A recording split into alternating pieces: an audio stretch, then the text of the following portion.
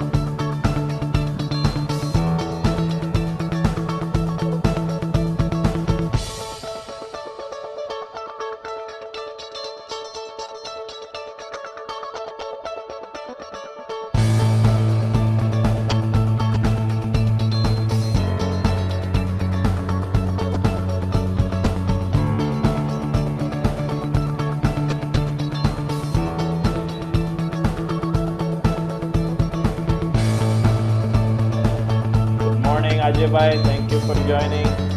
Good morning, everyone. 2 minutes. Yeah. Just setting up everything here and letting people in. Enjoy the music meanwhile.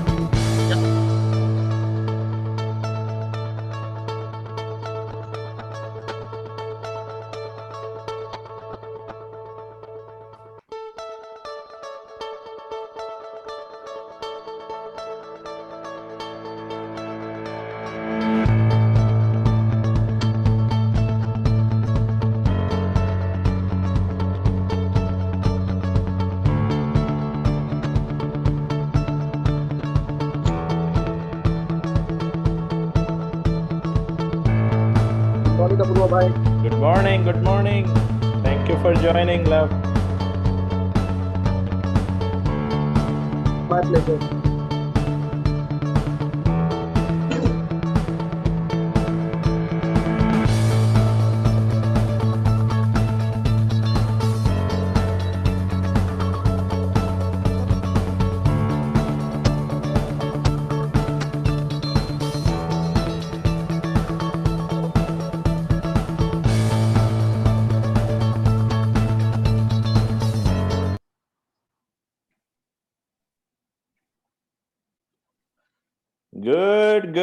Good morning, everybody. And Jai Jinendra, welcome to Young Jain Professionals YJP FOMO Buying Real Estate in Canada event. Now, you might be wondering what's FOMO. FOMO is basically fear of missing out, or whatever language you want to call it. In Gujarati, we can call it Kank Chuti Gyu. કે રહી ગયું કરવાનું, right? So today, thank you very much for joining us, and bear with us in case we have any technology difficulties. Just walking you through some logistics. Any questions you have during the event, please input it into the chat box on your right hand side where you have chat option. And we will also have a question and answer session at the end of the event. And most importantly, please try to be on mute as much as possible. And I strongly recommend to turn on your videos and make it as personal as possible. So I hope this is important for us, because we cannot see you in person. Love to do it in person, but given the current situation, we would love to make sure we can at least see you by turning on the videos. All right, so it's 11:04. I'm looking at the clock. Again, welcome back. And this is our ongoing effort on a monthly basis to have an event for young Jain professionals. The last event we had was a business event where we discussed about why to buy a business, how to buy a business, and how to secure financing to achieve that. And it's summertime, So we thought perfect timing to talk about real estate and the fear of missing out. So I reached out to our very own, okay, this is important. Reached out to our very own Ajay Bhai Shah, who is I call it one of the persons I look up to in Jain Society of Toronto. And I said, we want to put this event together. Ajay Bhai, can you help us? Ajay Bhai goes, absolutely. This is why we are here. So I'm not going to steal his thunder. A lot of people know Ajay Bhai already, but I'm going to pass it on to him and he's going to take it over from here. And Ajay Bhai, you have all screen sharing and every facility. Along with that, we have Ashish Bhai, who has joined us, who is going to be our guest speaker, and Bipin Shah, who is going to be our guest speaker as well. So we're going to have fun. Ajay Bhai, over to you. Good morning and Jai Jinendra to everyone. I think a lot of people know me. જે લોકો મને જાણતા નથી, એ લોકો માટે I will say I've been a member of Jain Societies since 1985. I've been as a realtor since 1991. One point I was a medical microbiologist working in a hospital and private lab. But eventually I shifted my focus in real estate because real estate made me a millionaire. I will not gonna shy. Lataben also there. I was watching Lataben and Motibai. I still remember very young age, I used to visit Rainbow Realty and from JD Shah's, Motibai and some other good realtors. They really inspire me. And one of the reason I came in real estate, I started investing in a syndication, which one Motibai's ideas, which one have made so many Jain millionaire. So I will, thanks to Motibai, I will say he gave us a good vision, and today's a lot of people we are also enjoying. I've been real estate since 1991, largest home life brokerage I own. Currently, we have more than 2,500 plus realtor working under my supervision, direct supervision, 6 branch I'm handling and guiding the real estate.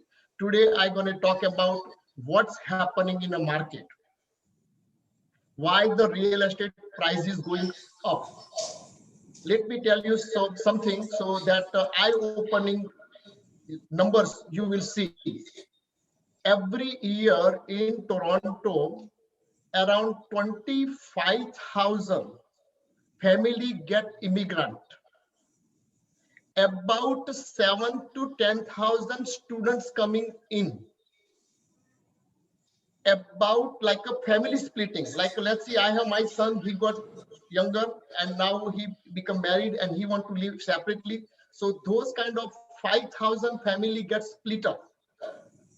From the surrounding areas, from Canada, from New Brunswick, from Calgary, from other provinces, there are a lot of people migrating in Toronto. So if you look at the total number of family coming in GTA is somewhere about 35,000 to 4,000. Now let's go back to the historically from 2005.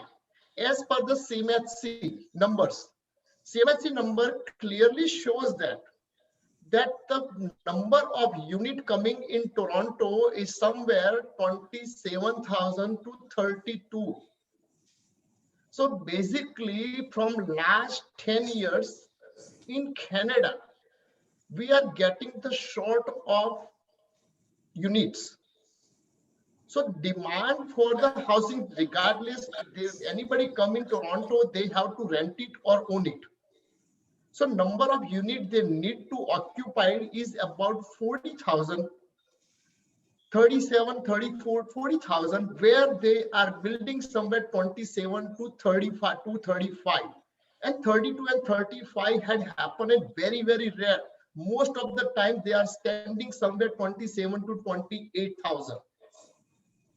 And due to these things from last 10 years, from 2005, 2007, and from especially from 2010, It's becoming the very bigger issue, and that's the reason the number of demand, and based on the demand and supply, the prices are continuously going up. Second factor mainly affecting another one is also interest rate. If you look at the historically, interest rate is very, very low. Canada have never had enjoyed a 1.5 or 1.9 or 2% 5-year close mortgage. I still remember when in 81, 82, there was the interest rate was about 15%, 18%. When I bought my first house in 1991, my mortgage rate was 10.5%, 5-year close mortgage. So I can tell you these are the numbers history happening. Another thing, people will say, well, Canada is a very good country. They have a lot of technology. Why they cannot build 40,000 unit? So I will also tickle on that issue. Yes, technology is there, but due to the high safety, high standard, cities bureaucracy and processing. If you have one land and trying to build the uh, tower on that land, getting the approval and everything is take about 5 to 6 years. And then they start building is take another 4 years. Now, let's say even they change all the rules and everything, and the process maybe less if they can shorten it down to 1 year. But still, they need the people. Canada has made one biggest mistake. Since 1993, they opened a point system. In point system, Canada got a lot of people who are a white collar job. They are highly educated. So if you ask for today a computer engineer, you can get hundreds. But when you ask for a drywall maker or painter or something, then Canada has not imported or produced a lot of trade people. That's why the shortage of the trade people. Anybody can go on a immigration site and they can see right now immigration. If you are plumber, if you are painter, if you are drywall installer, they are giving a visa. They never used to issue the visa for these people. And even now, even from the India, there are a lot of plumber coming, electrician coming. They're getting immigration. So what I'm trying to say that even those, because they have a technology, they have everything, but they have a shortage of trade workers. And that's why even if they want to make it, this thing cannot going to happen. Now looking, let's we go back 1.5 years back since the pandemic started. Lot of supply chains has been broken. A kitchen cabinets to the counters, they are not coming. In last 2 years, the lumber cost went up double. Right now, the cost of creating the house is price had almost went up 30 to 40%. So the value of the cost of creation is went up, and that's why even the builder want to put a 2,400 square feet detached house for sale in GTA for even 800,000. There is no way they can build it because their in-house cost is over $1 million. So basically, what I'm trying to say that the house prices will continue grow. I will say yes. If somebody say, if from starting from the June, new rules will bring the market down, I will say no. Yes, they may pause for a while. It's time to bring it down. A 5% or 3% market coming softening in a, that's not going to make a big difference. Price have went up so much. So my prediction about the pricing up is a continuously yes. I will say if you are thinking about buying the house during this little bit pause going to be maybe from now is right now there are not too many multiple offers happening in GTA. You have a time, you have a opportunity to jump on it. You should jump on it because this may be going to last it for until August. Again from the September, my prediction is the price should go up again. You should, if you are thinking, if I'm not saying buy through me, let me tell you one thing, I'm not selling any more houses. From 2014, I have stopped selling the houses. So don't think I'm here to tell you to buy through me. I am just purely advising. It's my pure opinion. You make a decision. So I'm not saying that's the call me tomorrow, I will help you to buy a house. No. Yes, if you need any advice, I am there as a Jain brother. I can help anybody at middle of the night. That's not a problem. I have made myself millionaire. I have made so many millionaires. Even I will not going to shy to say that Rainbow Realty and Mr. JD Shah made me millionaire. Yes, Mr. JD Shah have helped me to invest so many land, and those land have made me a lot of money. So basically what I'm trying to say, real estate is not here only your accommodation. Your house is not just the accommodation, it's also a indirect investment, number one. Number two, lot of why it's Toronto market is going to continuously high. There is another reason which one lot of people cannot look at, which one I will tell you in my opinion. From anybody who has bought the house in 2010, that house value that time was 400,000. That particular house in today's market is over 1.2, 1.4 million. So basically, a lot of people has sitting lot of equity. When they bought it for 400,000 in this 10 years, they already have paid up the half the mortgage. So they have a mortgage maybe 200,000 worth, and their house is worth of 1.2 million. So that means they have $1 million sitting in their hand.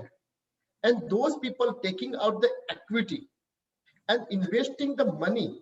So there is a lot of millionaire in Canada, and these people are investing the money. And that's the reason the market also going up. Second thing, a lot of people don't know that because of tenancy law, since the decades, if you look at from last 3 decades, the way the tenancy law has become the favor of tenant and not for landlord. So in last 20 years, if you see, there is very few buildings built in Canada for a tenant. In the olden time, the whole building used to, people built it and they used to rent it out, each unit. But if you look at in last 20 years, nobody building those whole building and rent it out, because the rate of return is not much, because you cannot increase the rent more than 2%, more than 2.5%. You cannot kick out the tenant. If tenant don't pay the money, you have almost 6 to 7 months to kick them out. You cannot take the security deposit. You cannot force the tenant to keep the clean unit. So there are so many law is against the landlord. And due to this reason, there are a lot of bigger companies used to buy the lot of rental properties. They're not investing money in rental. And that's why there is not rental where to go. And that's why rental market is so high. So what happening, people like me, I want so many residential properties and I buy it, I rent it out. I buy what I do. Basically, I have made my fortune out of it. From 1997, every year I have bought one house. Let me tell you, I have no shy to tell my secrets. How I have made myself millionaire. You can make yourself millionaire. That is very simple system. I buy the house, I rent it out. What happening when you rent the house? Let me tell you one thing. If I go today and ask my son to give his 33% income every year to me, every monthly basis, do you think my son will give me a money? No, I never give it to my father. Why my son will give it to me? Simple law. Would you give it to your father 33% check, every $100 check came to you, $33, you're going to write it to your father? I don't think none of them. The truth is truth, buddy. But what happened when I rent it out is somebody a house. What he is doing, a particular tenant writing his 33%, almost everybody between 28 to 33% money, putting in towards the rent. And he gonna start giving me his 33% income to me. What gonna happen? That house, my house, I have rented out, I relax, nothing to do. Within 10 to 15 or 20 years, about 15 plus minus, your house will get paid up. A guy who living on your as a tenant. A lot of people say tenant give the hard time. Of course, tenant give the hard time. But how many times in a year? Maybe 2 or 3 times. A toilet broken or this broken or something broken. I don't think if to make $50,000 paycheck, if I have to go morning 8 o'clock and stay up to 5 o'clock and make $50,000. If my house gonna get paid up today, let me give you a little bit inside. That will give you a eye opening to you. Apurva, please stop me when my time is up, okay? Because I will speak for 3 hours. Yeah, maybe 1 more minute, sir. And sure. So I will give you one more good information that if you, let's say somebody buy a house is worth of 800,000, you rent it out upstairs and downstairs. You going to have a, not for a moment think you don't have a positive flow, but just the break even. What happening in today's market, today's rate, whatever the mortgage you are paying, over 50%, right now 63% money going towards the principal. That is your saving. So end of the day, 15 years later, your house get paid up, and if the house value goes only 5% up, a 75% price went up. So your 900 worth of home, a 15 years later, it will be approximately 1.5. If you look at your house will be 15 years later, you have invested only $100 or $150,000, put the down payment, bought the house. A 15 years later, you have a 1.5. If you keep buying the every year one house, or every 3 years one house, what's gonna happen? 15, 18, and 21 years later, you have a 1.5, 1.5 money on your hand. That's the basic philosophy. How to make the millionaire? Come to me, I will show you. I hand it over to Apurva. Thank you for giving me a good opportunity. Anybody who has a questions or anything, write it down. My number 416-809-2555. I repeat 416-809-2555. You can call me for advice, not for house buying, because I am not a house seller. Thank you, Apurva. Really appreciate this platform you gave me. I hope some Jain Bhai Bandhus get also richer. Thank you. absolutely, Ajay Bhai. Thank you very much for sharing your secrets and actually your time. This is the busiest time in the season for you, but you took it out for us, and young Jain professionals appreciate it. Thank you so much. Great. So Ashish Bhai and Bipin Bhai, I'm going to pass it on to you, and you can share your screen and whenever you're ready, sir. Screen second. Yeah. And yes, we can hear you and see you. Yeah, thank you.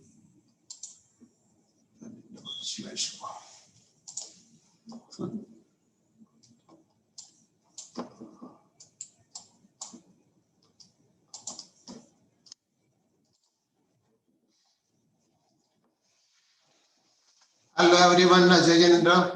My name is Bipin Shah and I'm here with Ashish Shah as well.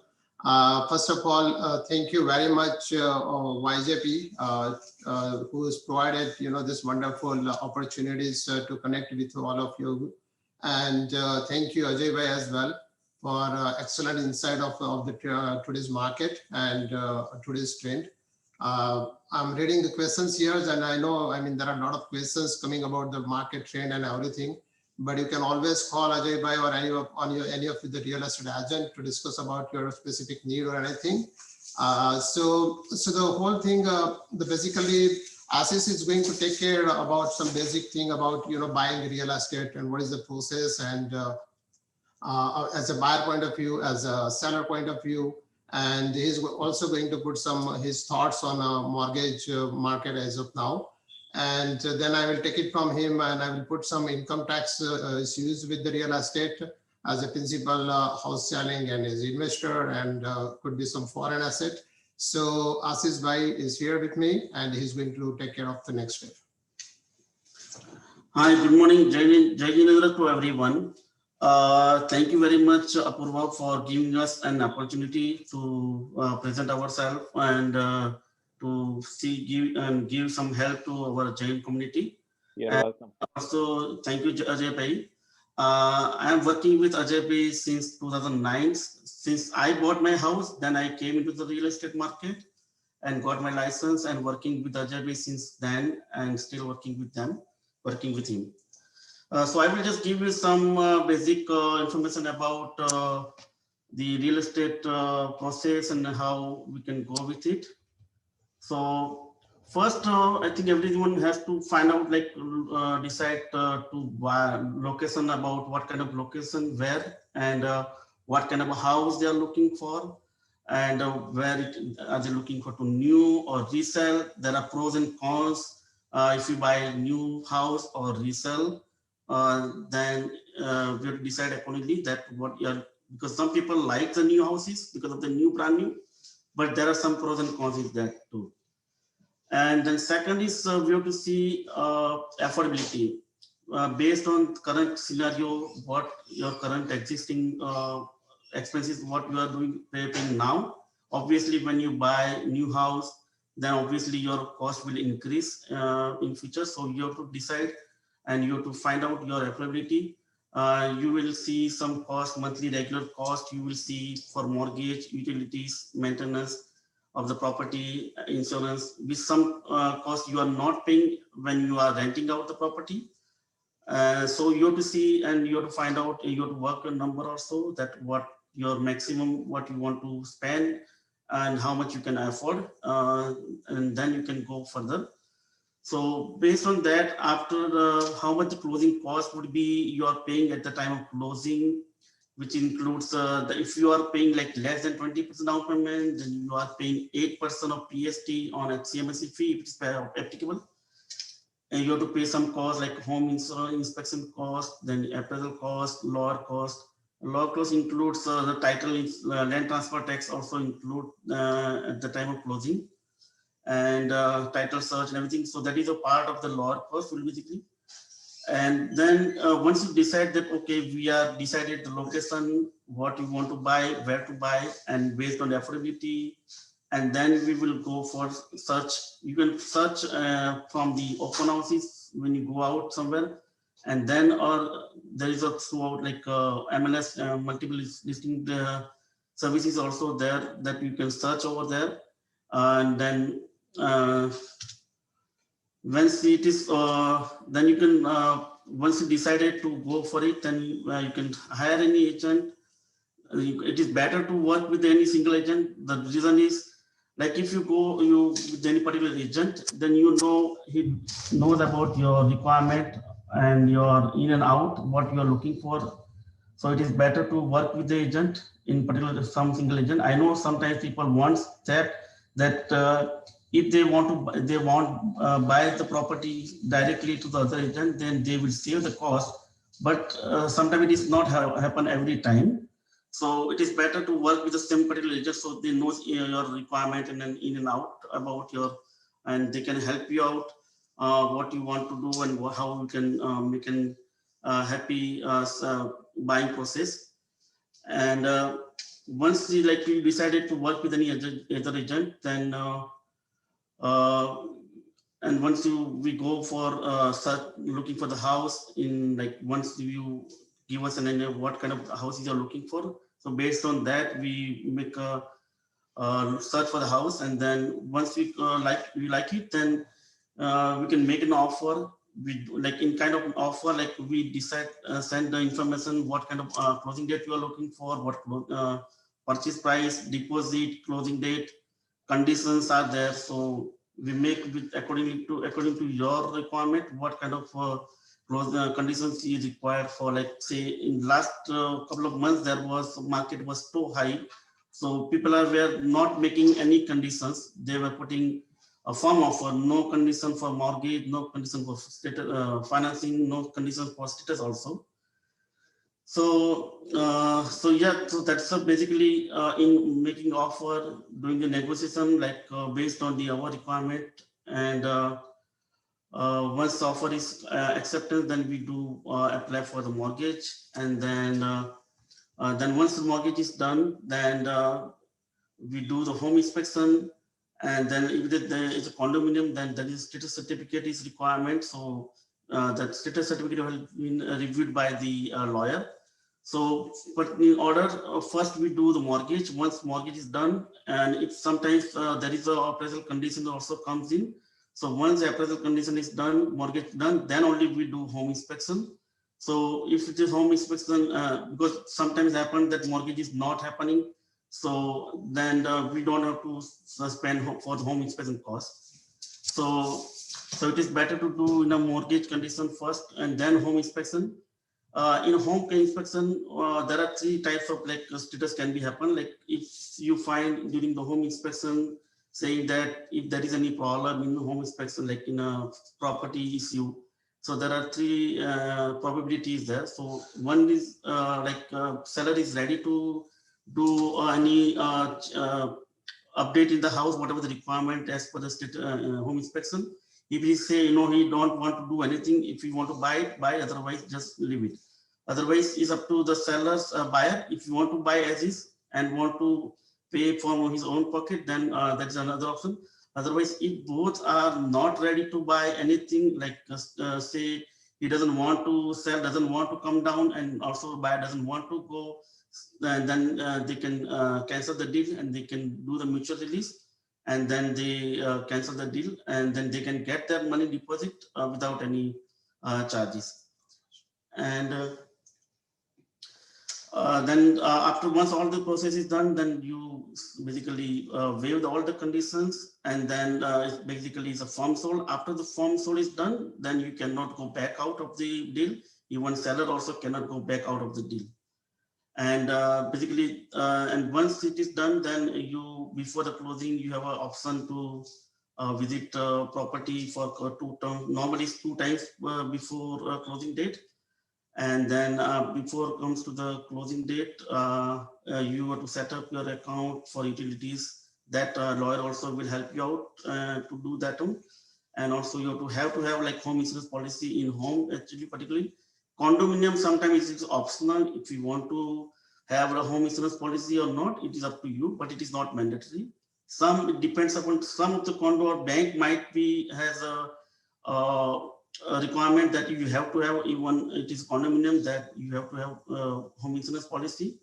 So yeah, and then once everything is done, then you send the documents all to the lawyer, and once everything is closing is done to the lawyer, you will get a key from the lawyer, and then you can move it, and you can do the home is like on the day of closing also you can do the inspection basics. Like if there is any major issue on the property, if you go and find out, then you can talk to the lawyer on the same day. So at least like lawyer knows that what is happening if there is any major issue. I know as per the documents has to be in a working condition, everything, but still you can check on the same day closing that inspection that if there is anything issue in the property.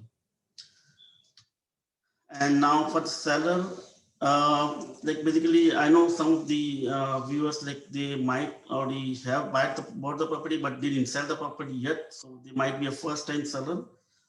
If they want to upgrade or downgrade, depends upon their requirement. Sometimes the seller is like, going towards the retirement age, and they might to do a downgrade, so they don't have to like, maintain the property, snowing and all those things. So it is better for them to go in a condominium. So sometimes they think then it is up to them, like what they want to do a downgrade or not. So before that, if they decide to sell the property, they want to check about their mortgage, existing mortgage, if this is what mortgage is portable or not, what kind of rate they are paying, if they are paying a high, like a fixed rate or variable. So if it is a fixed rate, then you have to see there is a huge penalty in case of fixed rate mortgage. And if it is variable, then yes, still there is a penalty. It's less than compared to fixed rate penalty. So, and at the time, like once you decide and you check that what kind of mortgage condition, everything, and if you think, yeah, it is comfortable to us that, okay, we are ready to go, then you can hire any realtor, like you can take any interview. You can check with them what kind of commission package they are giving, what kind of marketing they are going to do, home staging they are going to do or not, whatever and what are the commission, all those things. You can check with them. And it is better to, if you have like optional, like better option up to when you put the property on market, like then it is better to have like exposure to like whole in MLS system rather than going for exclusive, because in sometimes the exclusive you're not getting like better exposure and you can't get the price you're looking for. Right now, I know in the market, this kind of market, sometimes people think that they want to sell privately and they can save the commission, but it is not is good, because if you put property in the market, then you have more exposure, so you are getting like even more than what you are thinking at the end of the day, even though after paying the commission to the both agent basically. Secondly, like sometimes they are thinking they want to sell first or want to buy, sell first or buy first. So as like the market was going before, like in that kind of last couple of months, the market was crazy. At that time, I would say it was better to buy the first property, because they know my property will sell faster. It is hard to get the property when there is a seller's market out there. So, but now, as Ajay said, like after June 1st, it might be the property value, like go market will little bit come down. So now the little bit scenario is changing basically in after 1st June maybe. So it is better if you can sell first and then you go buy. Then it will be for me, as per me, it looks like the better way to go to sell first and then buy.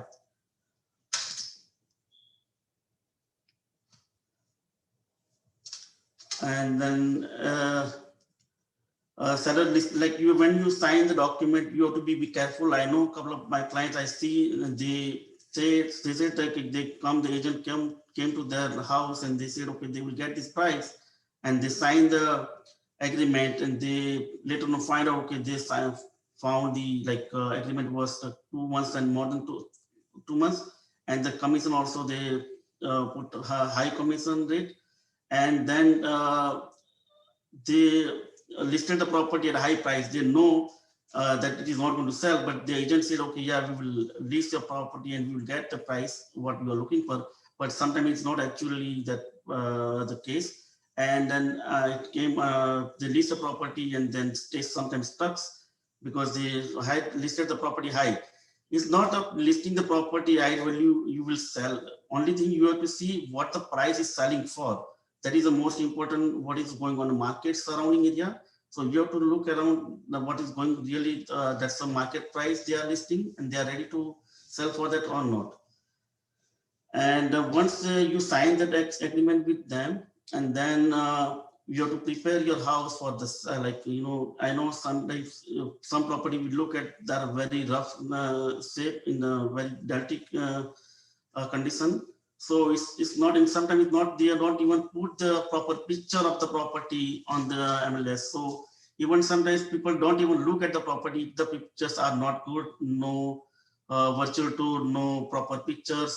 And so it is better to do better way and also clean up your house, put it on social media. We also do marketing through our own database.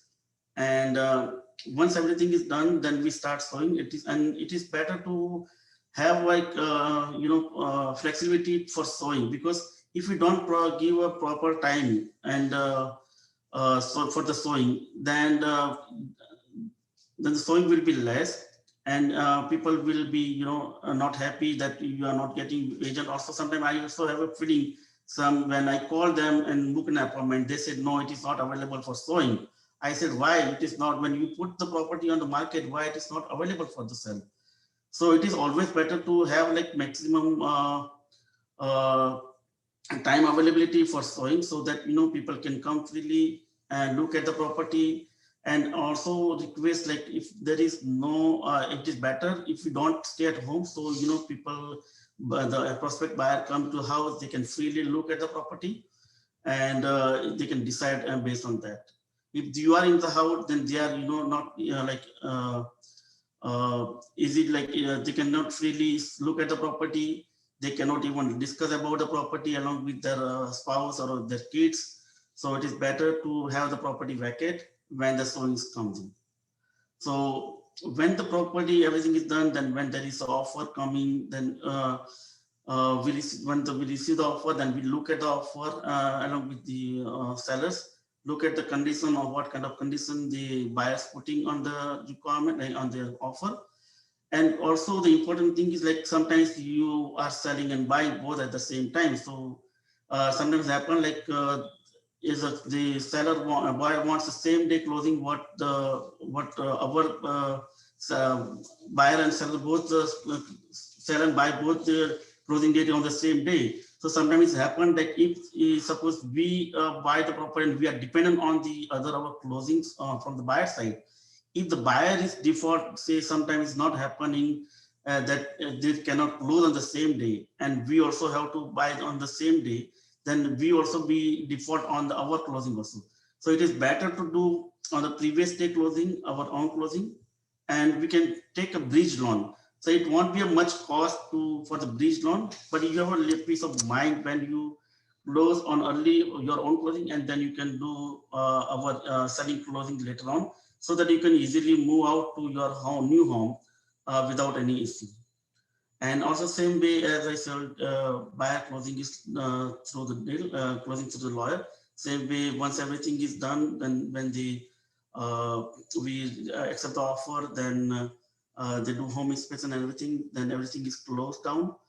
And then once everything closing is completed, then it will go to the lawyers to do everything, due diligence to the lawyer, and then lawyer will make all the necessary action, and then they will close the deal, and you will get the check from the lawyer, or if you have any excess amount from the sale of the property. And then and you can also move into your house very easily. And I think I go to the, I know it's like some of the information may be plus minus here, but yeah. And now let me tell you about your, give me, sir, yes, Purab, you are saying something? Yeah, before we pass it on to Bipin Bhai, just give me a minute. Yeah. Yes, yeah, okay. So, Lata Ben, can you hear me? Lata Ben, can you hear me? You have to unmute yourself. Yes, I can hear you. Yes. Perfect. Yeah, Lata Ben, I'll give you a couple of minutes before Bipin Bhai jumps in. Please, over to you. And thank you so much for joining us. Oh, you're welcome. It's a topic very close to my heart, right?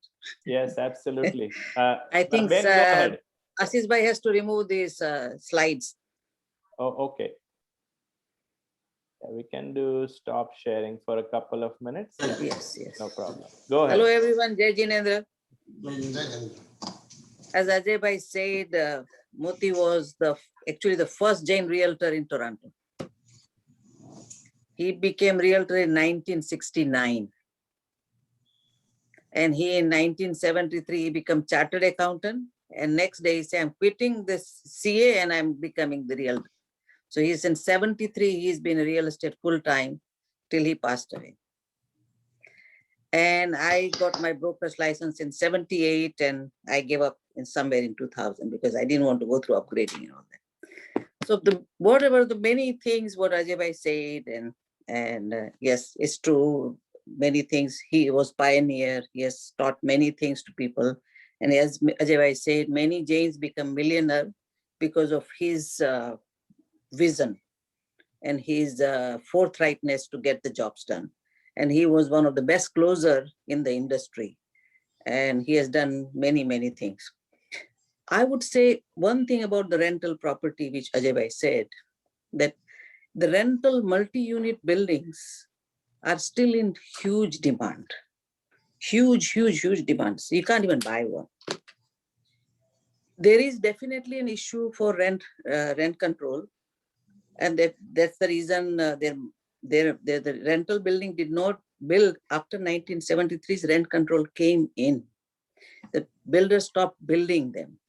That's the reason there is created an acute shortage of rental buildings.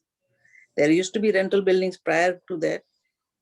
So rental buildings that's the reason it's not there, but rental buildings still is a huge demand, and there are more and more.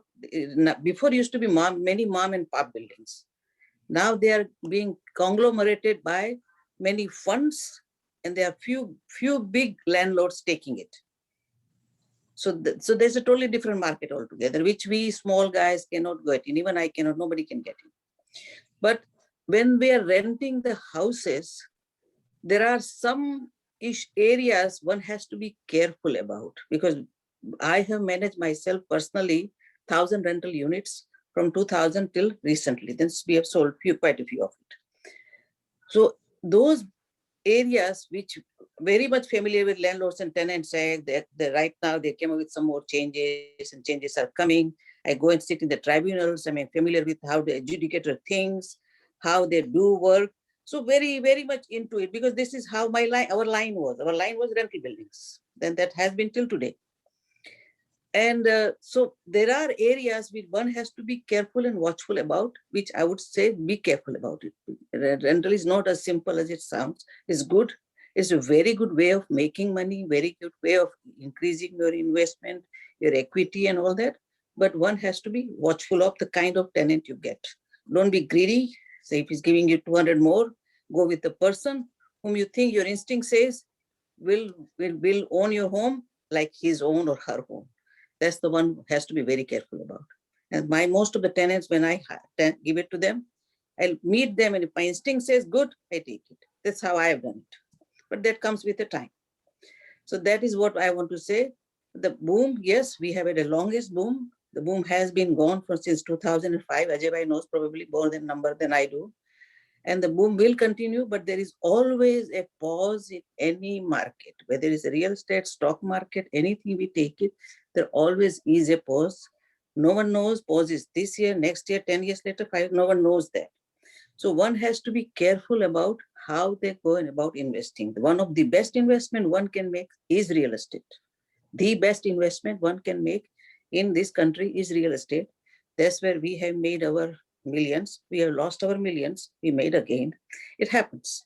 But the real estate is the best one, but one has to be mindful and careful about how and when they go about it. That's all caution I'm going to say.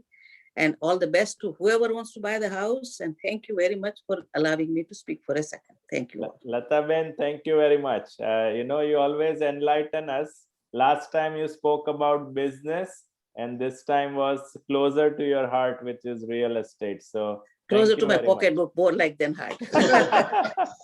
That's heart, great. I wasn't into it, but closer to pocketbook. And my humble request for Ajay Bhai and Lataben to stay till the Q&A if possible, because I know our young professionals will benefit from this. So thank you for that. Ajay Bhai is very up to date in today's market. I am not. I'm an ordinary housewife, but whatever I am able to give the information out, I'll be happy to give out.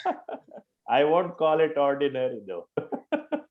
Thank you. Thank you very much. Bipin Bhai, over to you, sir. Thank you for your All patience. right. First of all, thank you very much, Lataben, for providing, very informative information, which comes after so many years of experience, and thanks for sharing it. One more thing I want to add here is that I am looking right now on the question side, and there are so many stuff. It's very difficult to find exactly what is this question is. So I would request who is asking questions, please be very specific and keep your words very limited, so then we can focus on the question instead of just reading whole paragraph. So I'm going to talk about, there is investment, and then it's a real estate, so investment, and then it comes to tax as well. So I'm going to share my slide. Yes, sir. Go ahead. Thanks.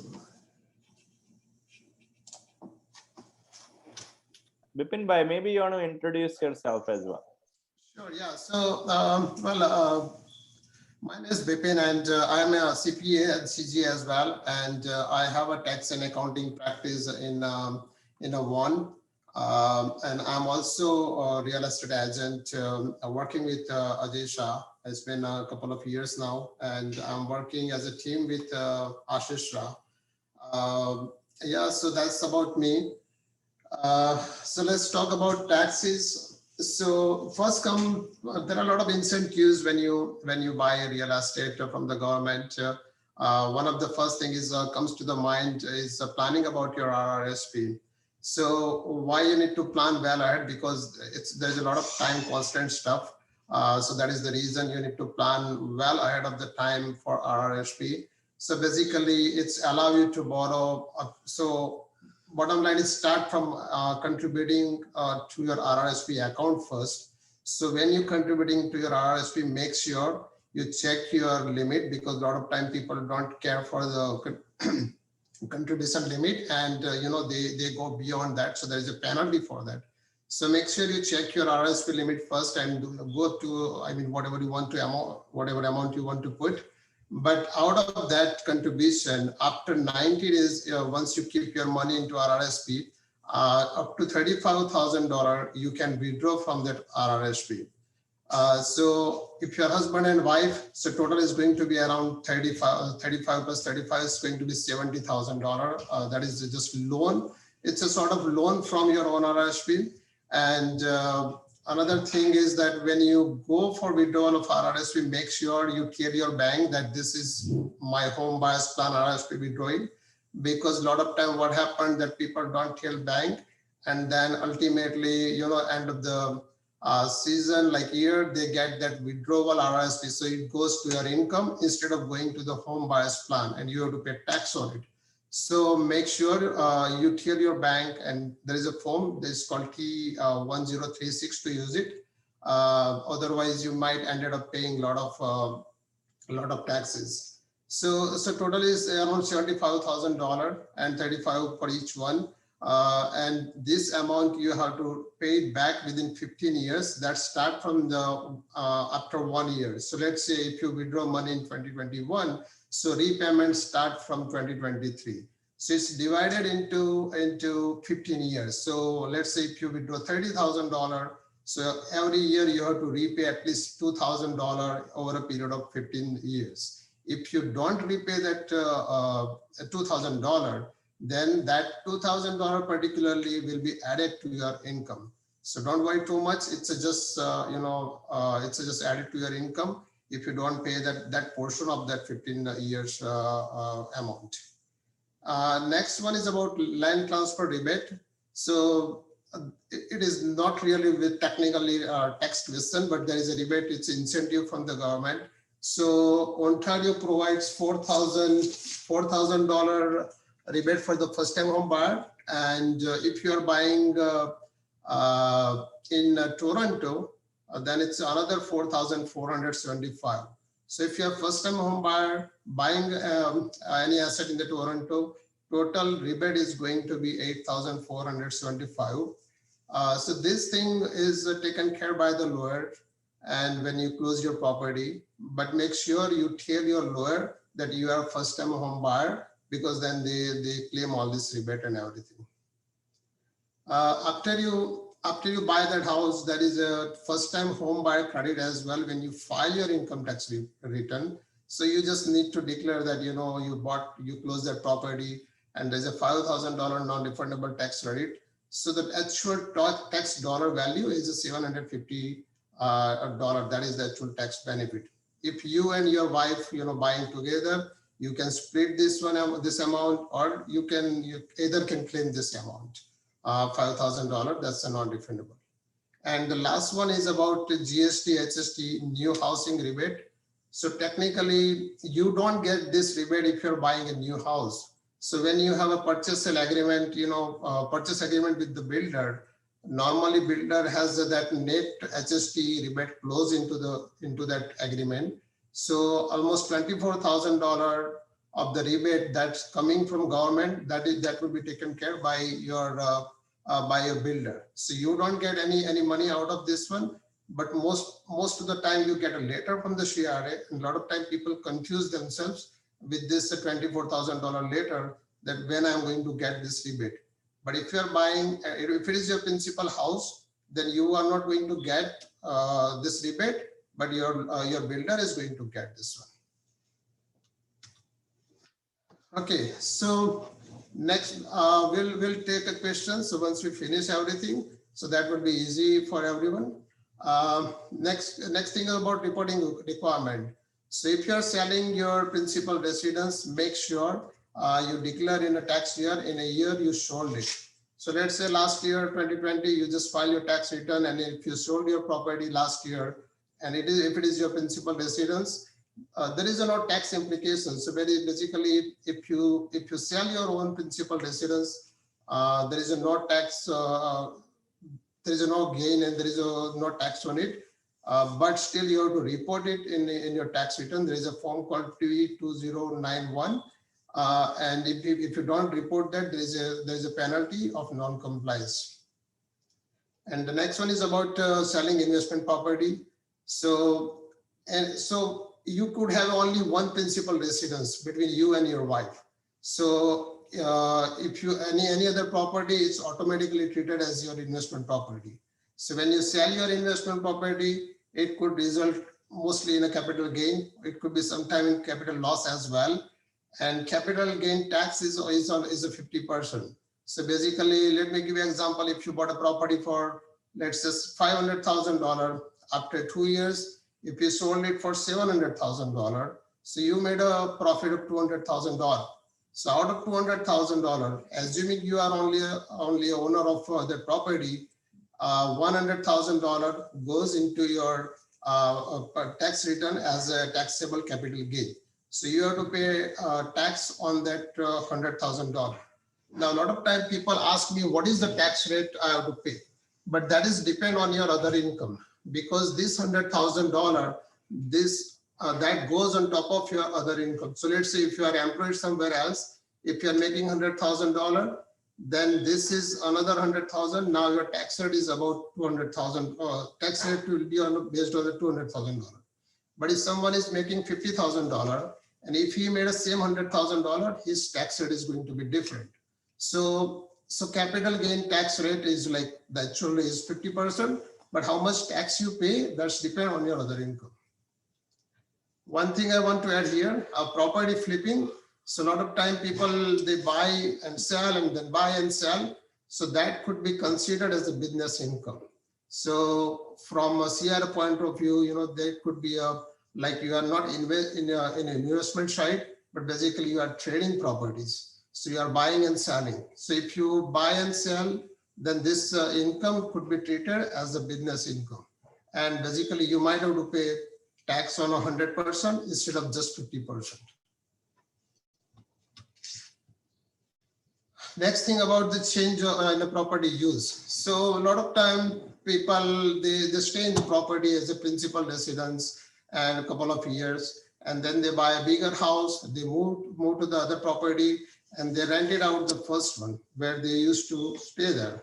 So that's called a change of use in the property. So earlier it was your principal residence. Now it becomes your investment because you started renting out. So for that, you need to file one election with the CRA. So bottom line, you need to tell CRA that, this was a change in the use. Now it was my principal residence. I'm doing a section 45 elections. And so basically what happened that technically it was your principal residence. You made a profit on that, but you don't have to pay any taxes until you sell it. So basically it's very important to tell CRA that there's a change of use in the property. Either it could be rented property first, and then you start living there. So basically it was investment property, and then now it becomes your principal residence. In either case, basically you need to update CRA that this is what happened and this is what you did so far. Another thing about this is like doesn't happen all the time, but it's very important to know that if you have a non-resident seller, so most of the time lawyer take care of this stuff, but it's good to know that if you have a non-resident seller and buyer could be, so if you are a buyer, then you are responsible for paying taxes on a profit of seller. So basically, if you are buying property from a non-resident seller, and if he doesn't pay taxes, then you are responsible for that. So make sure you understand this one. Check with your lawyer that buyer is a residence of sorry, the seller is a residence of the Canada. Otherwise, there is a different process. You might have to get compliance certificate from CRA before your deal close. And the last one is about foreign asset reporting. So Canada has a foreign so worldwide income concept. So if you have any income or any asset outside Canada, you must declare in Canada any income. And if you have 100,000 or more asset outside Canada, then you must declare that in your personal tax return. So that when I say $100,000, that includes real estate, foreign bank account, FD, or any stock altogether. Like if you put it together, if it is more than $100,000, then there is a form 1135 that you need to fill it out. So this is very important. You declare this. There is a lot of compliance penalties if you don't do it correctly. Yeah, so that's from my tax point of view. If you have any questions, let us know. Yes, Bipin Bhai, thank you so much for that. And what we're going to do is I'll take 5 minutes for my presentation on the commercial real estate. And then we can get right into the question and answer session. Just to let everybody know, this event was scheduled till 12:30, but I'm seeing a lot of questions on the chat box. So I think we're going to have fun today. But we'll try to keep it as tight as possible. But thank you very much. So Young Jain Professionals, YJP, you heard Ajay Shah, Ashish Shah, Bipin Shah, and Lataben Chamsi regarding real estate and the advice that they offered. Trust me, if I got this kind of advice 15 years ago, I possibly would have made more millions if possible. So this is your chance to hear from experts. And again, everybody has views on real estate. You are not wrong or right. It's just your views, right? So we want to make sure that you use this platform for gathering the information and use which is eligible and acceptable to you. Again, all the team here does not take any responsibility for any decision that you make personally or together. So just want to make sure we have a disclaimer. All right, so guys, my name is Apurva Talsania. I'm a commercial account manager. My clients are from startup companies to $50 million revenue companies. What I really do for people is this.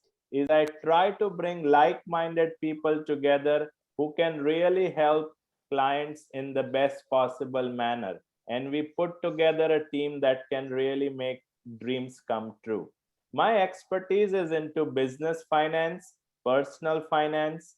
I'm a technology software programmer for 5 years, and I have a very good knack of project management and cash management for clients in any businesses that you may think about.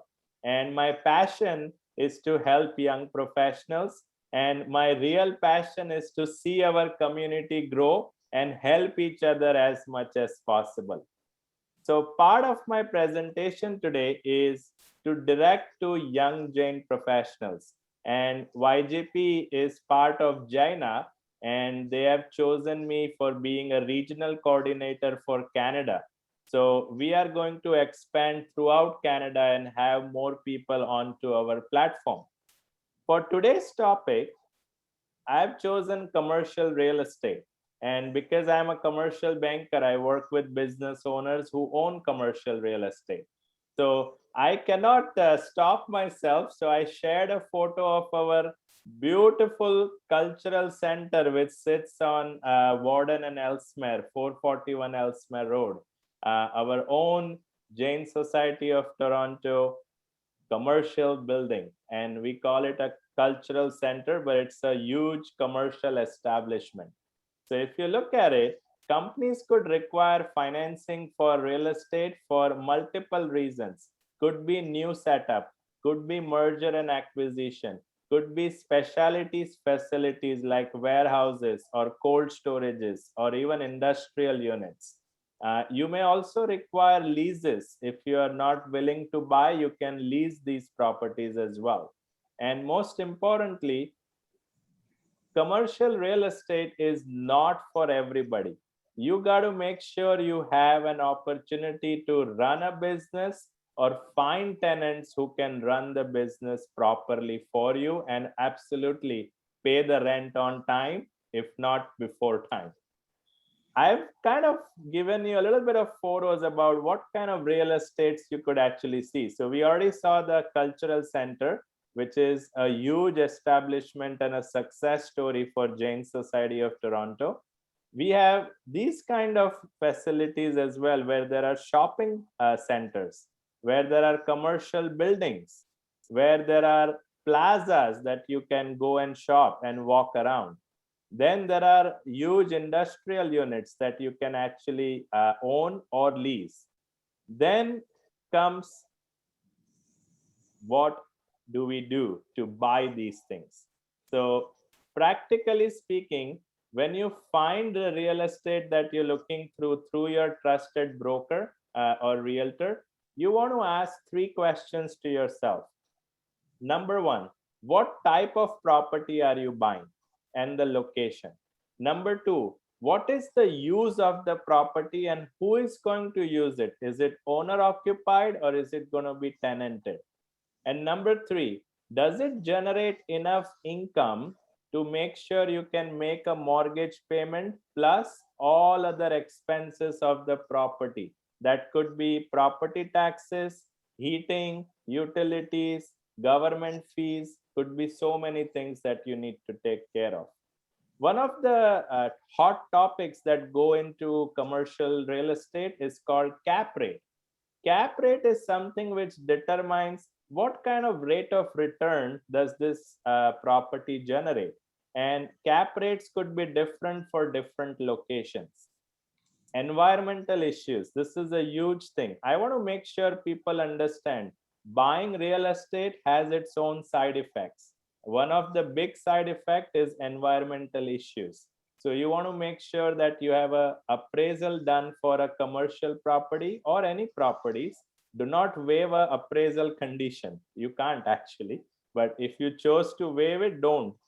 Because appraisals will give you an idea of what the property is about, what are potential issues, and what kind of situations you could be in. The last thing is lending value.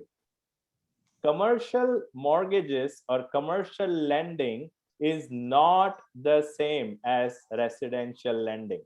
So the lending value is determined based on the capacity and the capability of that location to generate income. If you are owner occupied, then the business should generate the income.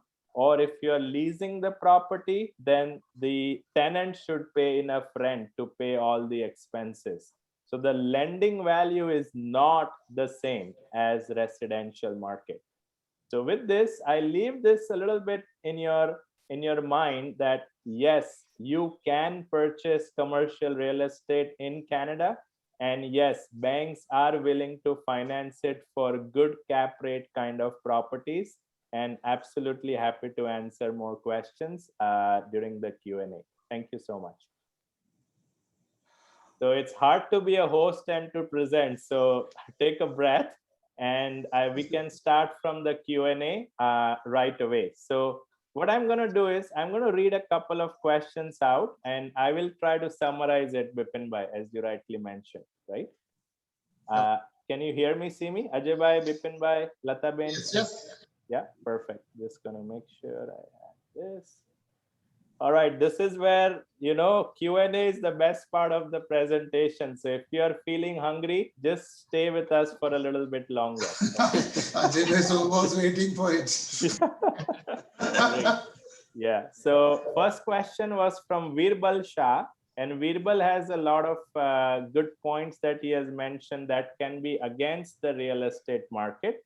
However, his question is around, do you see a downfall in the prices in the real estate? I think Ajay Bhai answered it, but maybe Ajay Bhai high level, what do you think? Well, at near future, I don't see, at my opinion, it's not going to, yes, Lataben said very well, every industry, there is a pause going to come, but I don't have a crystal ball in front of me, I can tell you. But at least I can say next 2 years, I don't see any fallback. Okay, thank you very much.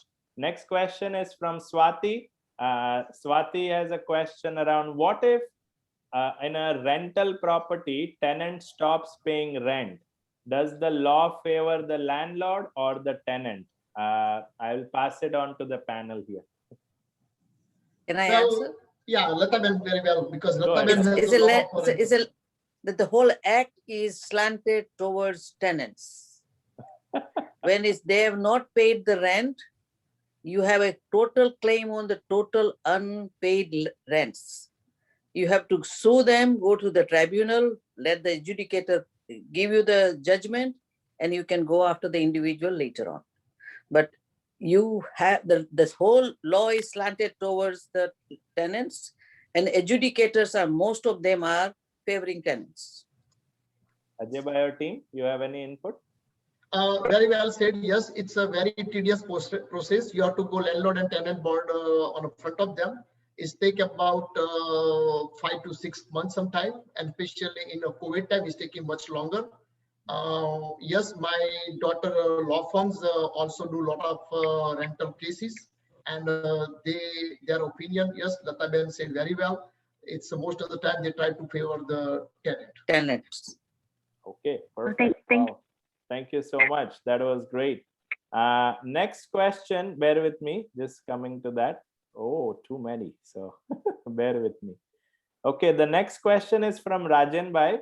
Where do we see the condo market in Toronto specifically? Do you see the people coming back to the city? I'll pass it on to the panel. Yes, I said once the vaccination, the COVID is gone, yes, the market will go back. I just done one more seminar the last week in my brokerage, and I said that it's a best time to invest in real estate in a condo market. If you go on a young corridor and if you can get it somewhere 1100, 1200 per square feet, take it. Yes, you may lose the money for the first 2 years, maybe a little bit, but those same condo, you will sell it for 1800 per square feet after 2 years. Wow. They used to sell for 1800 2 years back. Oh, wow. Okay, that's a big jump. Yeah. So thank you for that. Virbal has another question following up. Newcomers to Canada, they have less credit, low down payment, and given the pricing of the real estate, how can they actually secure an approval? Maybe Ashish Bhai, mortgage? Sorry, can you say it again? So the question is, newcomer to Canada, low down payment and limited credit history. How can they purchase a house in Canada? Yes, see, if a new immigrant, if they are less than 3 years in the country, credit history is not much affecting as long as they have down payment, then they can still buy the property. And what's the minimum down payment, Ashish Bhai? Minimum, they are like at least 35% in a new immigrant. Okay. But if they have like a good job income, still then it is not, still they can buy with the 20% or even like minimum payment also they can buy it. If the income, they have the ongoing income, employment income. Perfect. Let me highlight you a little bit so properly so you will understand. Basically, new immigrant has the two choices. One we call a no question ask.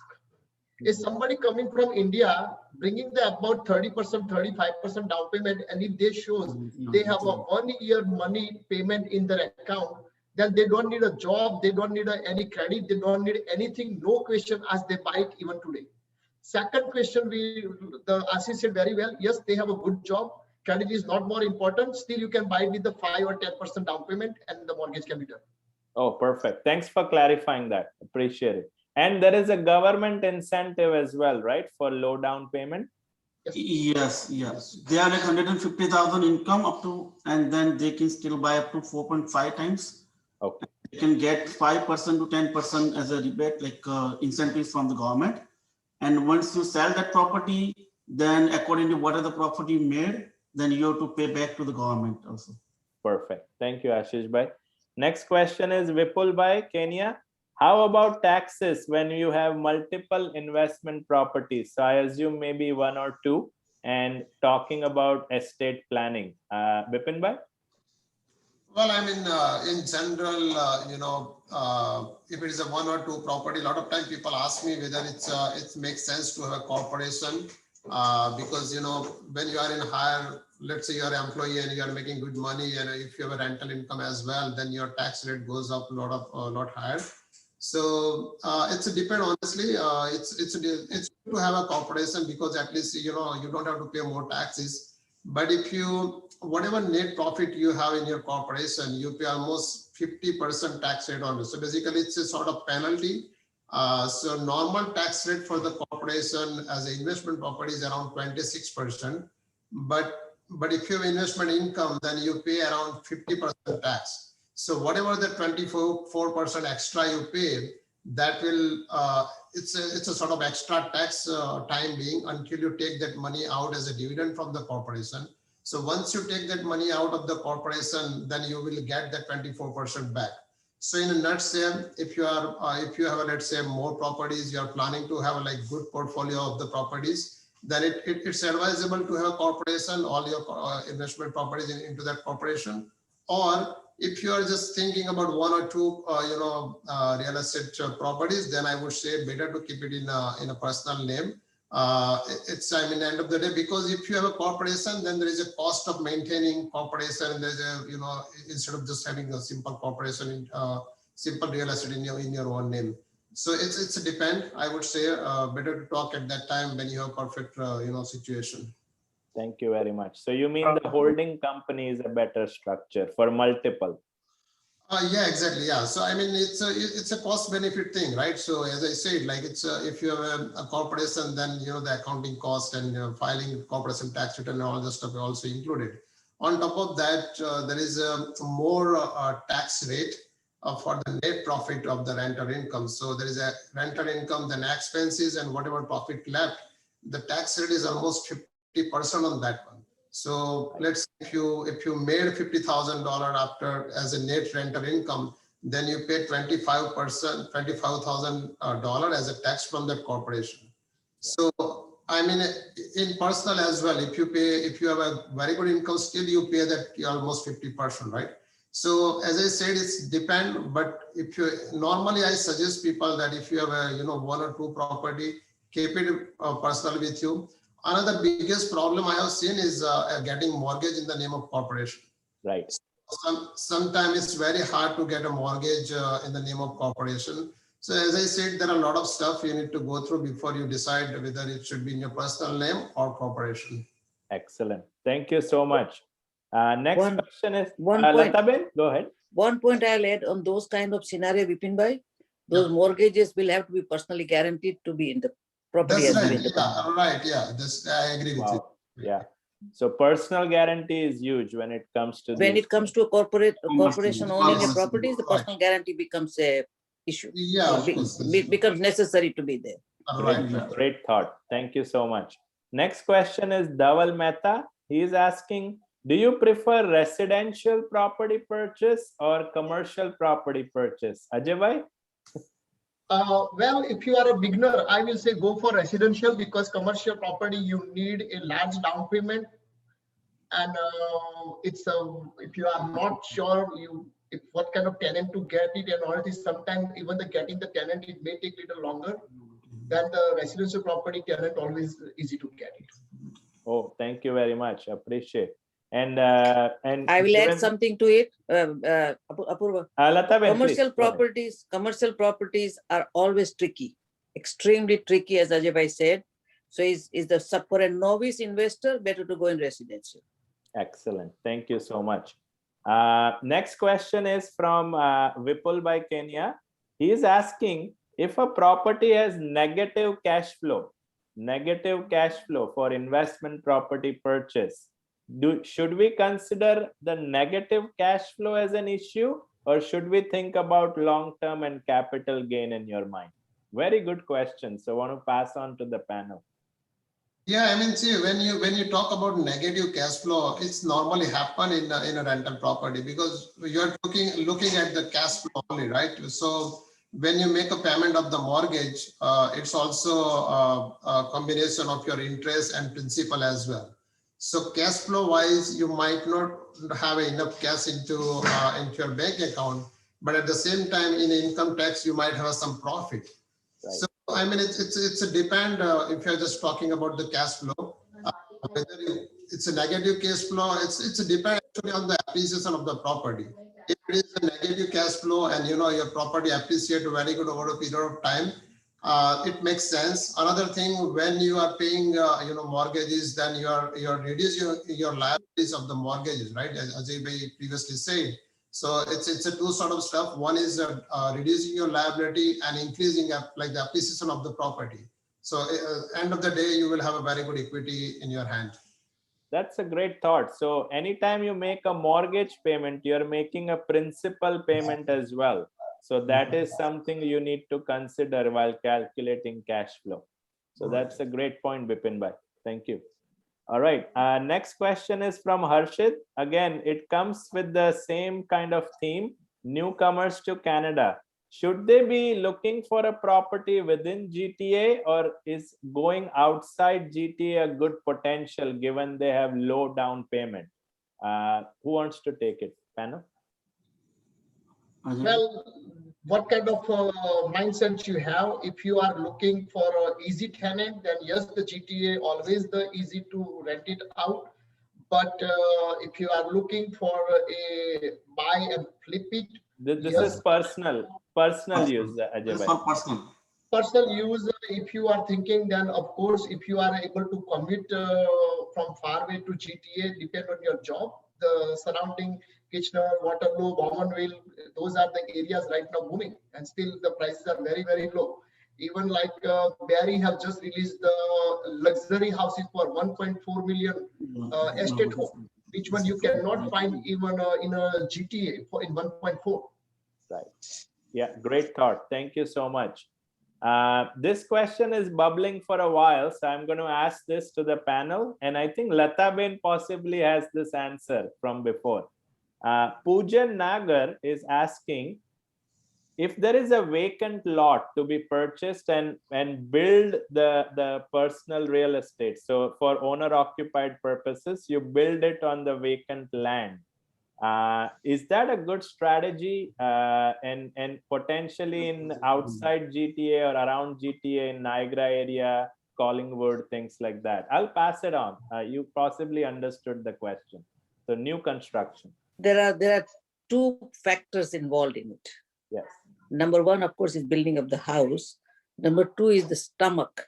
What stomach you have to build the home. Building of the home is not an easy task. True. We have built it ourselves. Our house is built by us. Yes. So that was our learning curve. My learning curve of renovation and construction was my own home. Yes. So you double your budget and triple your time. You are within budget and within time.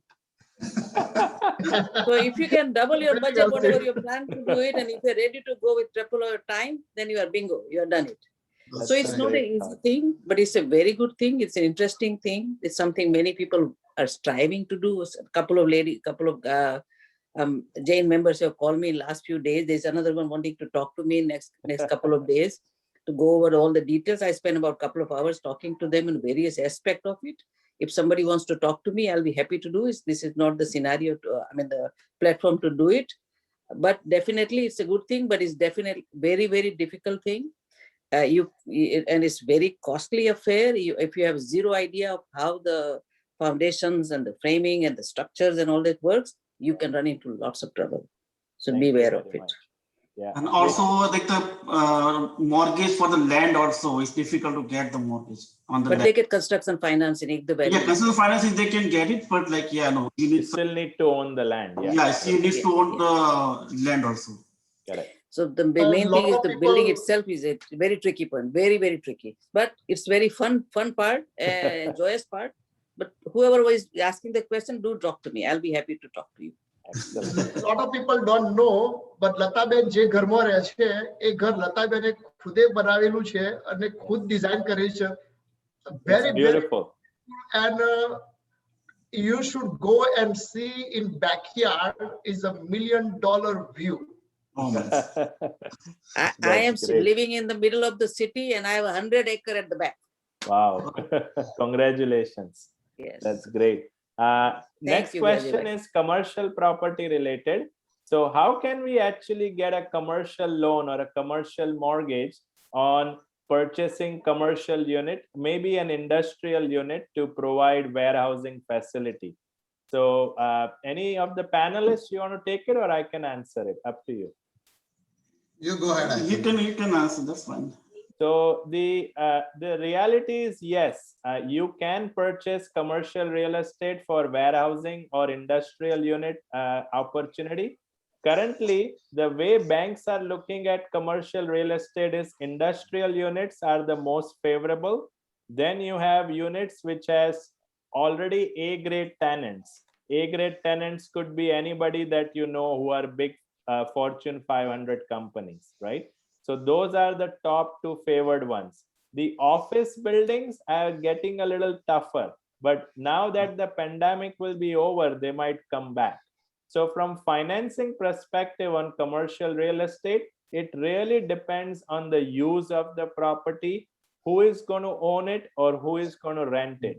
And most importantly, the down payment requirement, if it is less than $1 million property, you can go through the government guarantee program called Canada Small Business Financing Program, where you can buy this with 10% down payment and 25% personal guarantee.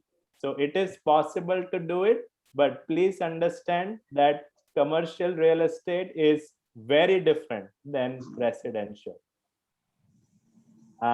Guys, if it's 12:27, 3 more minutes, and you know, our panelists are so happy to answer, but I respect their times too, but I'm going to go quickly now. So Jaina Shah is asking, can I borrow funds from RRSP to buy a property if my husband had bought a property prior to our marriage? Bipin bhai? This is a good one. Bipin has to look up the act. Yeah, I mean, it's just give me a call. I mean, you know, there are a lot Yes. of specific situations, and I don't want to give any wrong or incorrect information. So I If can the answer. husband going on title, then they cannot. There you No, go. there is a four-year rule as well, right? I mean, If they already own the if they property. already own the property In the before last 4 4 years, in last 4 years. Yeah. So that is the thing. I mean, I need a more detail to answer this question.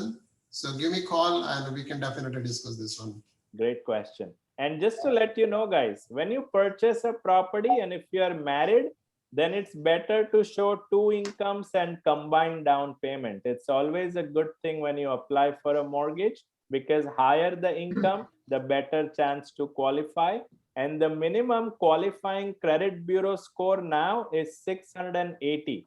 So it has gone up starting June 1st. So you will see that a lot of people don't have a good credit score because of the pandemic. So you No, I want to call you make back. sure you have multiple people on the title who have the good credit score and higher income. But great thought. Thank you so much. Next part here we have is self-supply HST on new home construction. Bipin bhai? I think I read that question and honestly need to, it's like the question is, can you explain self-supply HST on a new home construction? Believe me, HST itself is very complex when it comes to the construction part. So better you give me a call later. It's not that straightforward answer. I agree to you. Yeah, thank you so much. People may give your number out to the people who wants it. Yes, sure. Or Apurva bhai, you can put it on the group maybe. Yeah, Right. absolutely. Dhaval Mehta has a question on investment property in Florida versus Canada. So, Right. yeah. I mean, I explain about, the foreign assets. So basically, let's say if you're outside Canada, doesn't matter if it is the USA or India or anywhere. Basically, from Canadian point of view, I'm not talking about US taxation. From Canadian point of view, you need to declare, if it is more than $100,000, you need to declare that asset. If you have a gain, when you sell your property, you need to declare that. If you pay taxes in USA when you sell your property, so basically you declare your foreign income in Canada, and then you get a foreign tax credit if you pay taxes outside Canada. So, I mean, yeah, either way, end of the day, you want to see how much money you can make more, like in whether in USA or India or Canada. That's the thing. So, bottom line, from tax point of view, yes, yeah, you need to declare it in a tax return when you hold the property, and when you sell it, you need to declare capital gain as well. That's amazing. My friends, that's the time we had for today's event. I know this topic is so broad and so many others have questions on there, but I really need to respect the panelists and the time that they have given us. Before everybody leaves, Ajay Bhai, Lata Ben, Ashish Bhai, Bipin Bhai, any words of wisdom before we end the call?